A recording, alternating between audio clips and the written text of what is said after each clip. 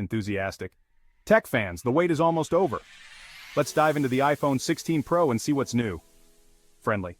First up, the iPhone 16 Pro is flexing a larger 6.3-inch OLED display, trumping the 15 Pro's 6.1 inches. And get this, it's brighter too, making everything pop. The bezels? Slimmed down to 1.2 mm, giving you more screen and a sleeker design. Then, under the hood, we've got the A18 Pro chip, promising snappier performance and better efficiency over the A17. Camera lovers, rejoice.